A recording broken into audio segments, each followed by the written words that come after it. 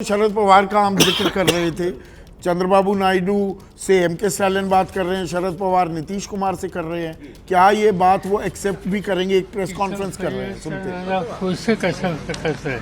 थोडं पुढे बोल, त्यांना ऐकू येत नाही. थोडे पुढे घेऊया का? थोडं पुढे घ्या. हां हां थोडंसं मोठं माईक पाटील अशा माईक नाही.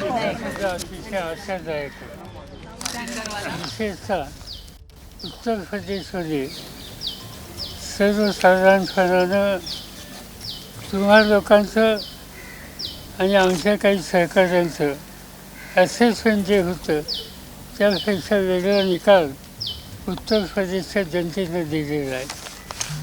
या निकालाचं आणखीन एक वैशिष्ट्य असं आहे की यापूर्वी भाजपला उत्तर प्रदेश आणि या भागामध्ये जे यश मिळायचं ते त्याचं मार्जिन हे फार मोठं असायचं.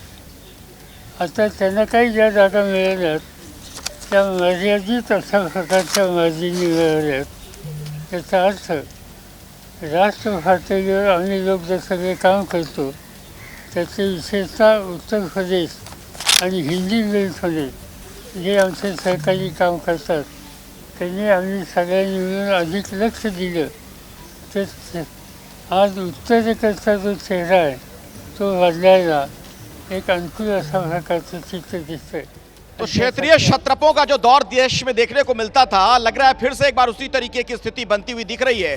शरद पवार अचानक से देखिए कैसे सक्रिय हो गए हैं. संदीप, आप महाराष्ट्र की राजनीति को बहुत करीब से समझते हैं, एक तो मुझे ये बताइए इनकी सक्रियता क्या बताती है शरद पवार जी की, और संघ भी क्या अब इन्वॉल्व हो रहा है पूरे मामले में? देखिए, शरद पवार साहब ने जो अभी कहा उसका लबोलवाब ये है कि हिंदी पट्टी में भी जिस तरह से सहयोगियों ने काम किया और जिस तरह की हमको सफलता मिली है वो उत्साहित करने वाली है. और इससे पता चला कि बीजेपी का ग्राफ घट रहा है. ये बात तो शरद पवार ने कही. इसका मतलब है कि शरद पवार साहब ने एक पत्थर तो फेंक दिया.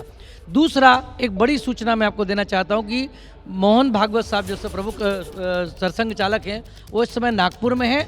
परिणामों पे उनकी नज़र है और आज शाम को समीक्षा बैठक वो करने वाले हैं. संघ के अपने तंत्र के जरिए उस पूरे रिपोर्टिंग लेने वाले हैं कि कहाँ किस तरह का रहा. और अब मोहन भागवत की सक्रियता ये बताती है कि आने वाली सरकार की भूमिका में संघ भले सामने से ना सही लेकिन पीछे से जरूर रोल निभाएगा. नहीं तो संघ तो पहले भी सक्रिय रहा है ना, संघ की भूमिका तो पहले भी रही है सरकारों में, या इस बार बढ़ जाएगी? नड्डा जी ने कह दिया था कि संघ की जरूरत नहीं है, तो उसके बाद लगने लगा था कि चुनाव जो है संघ के बिना हो रहा है. लेकिन अब चुनाव के बाद जो चुनाव हो रहा है वो संघ की मर्जी से. संघ के बिना चुनाव का ही तो नहीं ये परिणाम है? शायद ये परिणाम हो सकता है क्योंकि संघ अब चुनाव करेगा कि नेता कौन बनेगा, सरकार कैसी चलेगी. और संघ एक बात जरूर कहेगा जिसकी मैं आपको जो मतलब मुझे जानकारी मिल रही है वो ये कि संघ ये कह सकता है कि व्यक्ति केंद्रित राजनीति संघ के एजेंडे में नहीं है. तो संघ के एजेंडे में अगर वो नहीं है तो क्या एक सवाल जो खड़ा हो रहा है कई लोगों के दिमाग में ये भी चल रहा है राजेश जी कि फिर जो अभी सरकार के चेहरे हैं उसमें भी कुछ बदलाव हो सकता है क्या? निश्चित रूप से बदलाव हो सकता है और बदलाव के कारण दो हैं. एक तो बाहरी वो है कि जो लोग मंत्री उनके हार गए हैं अब तो उनको चांस मिलेगा नहीं. दूसरा, जिन दलों को उनको अब संतुलन के लिए रखना पड़ेगा उन दलों के चेहरों को ना चाहते हुए भी स्थान देना पड़ेगा. ये एक बड़ी बात है. और लेकिन अब ये है कि जो लोग नरेंद्र मोदी का मिजाज जानते हैं वो उनको मालूम है कि नरेंद्र मोदी किस तरह से काम करते हैं. तो ऐसी सूरत में क्या छोटे दल भी उनके साथ काम करना चाहेंगे, एक बड़ी बात है. मेरे साथ शिवम त्यागी भी भारतीय जनता पार्टी से इस वक्त जुड़ गए हैं. शिवम जी, पहले भी आपसे लगातार बहस होती थी अलग अलग मसलों पर, चुनाव के दौरान भी आप एक टी शर्ट पहनकर आया करते थे जिस पर लिखा रहता था अब की बार 400 पार. क्या हो गया सर? नहीं, कुछ नहीं. 400 हमारा एजेंडा था. जिस तरीके से भारतीय जनता पार्टी ने मेहनत की, जिस तरीके से कैडर पूरा भारतीय जनता पार्टी का चुनाव में रहा, लगातार 10 साल जीत कर आए. और आज भी अगर आप देखें तो मेरे और आपके दोनों के सर पे Bharatiya Janata party plus NDA 296 है. तो हम कंफर्टेबली सरकार बना रहे हैं. बहुत मेहनत के साथ हमने चुनाव लड़ा. लेकिन हाँ, इसमें कहीं कोई दो राय नहीं है कि अगर अभी के हालात देखें तो इस टैली में अभी काफी कुछ बदलाव होने की गुंजाइश है. लेकिन विपक्ष का भी प्रदर्शन अच्छा रहा. लेकिन मैं सिर्फ इतना कहना चाहता हूं कि ठीक है, अगले 5 साल उनको अच्छे प्रदर्शन के साथ ही जो है अपने आप को मैनेज करना पड़ेगा और अच्छे प्रदर्शन के साथ ही संतोष करना पड़ेगा.